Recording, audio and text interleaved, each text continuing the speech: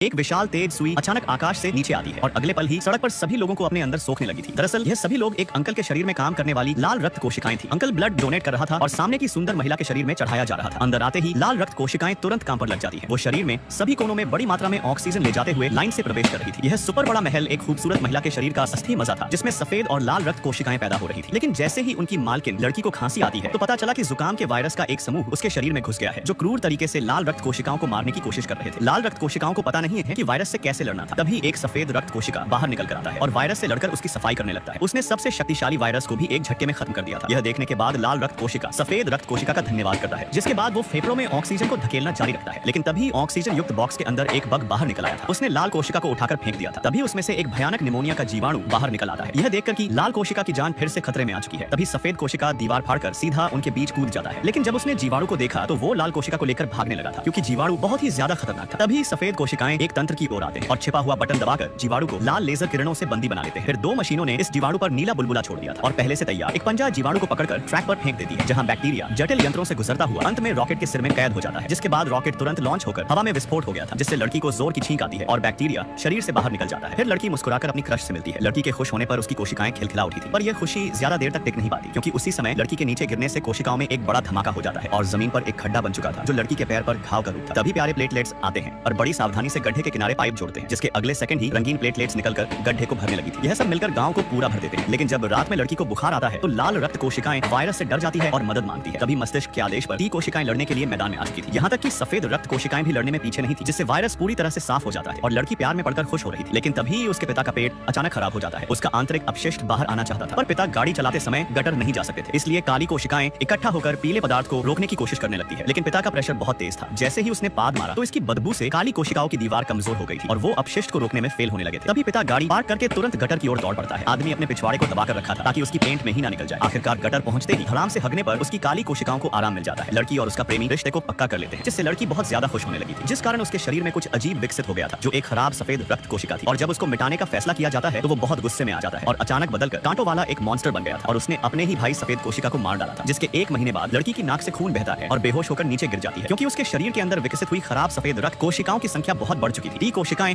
उनसे लड़ने की बहुत कोशिश करती है, लेकिन खराब कोशिकाएं बहुत ताकतवर थी, जिनको हराना बहुत मुश्किल हो गया था। उनके पास अजीब शक्तियां थी, जिससे वो लड़की के शरीर में उत्पाद मचा रही थी। उसने सारे सफेद कोशिकाओं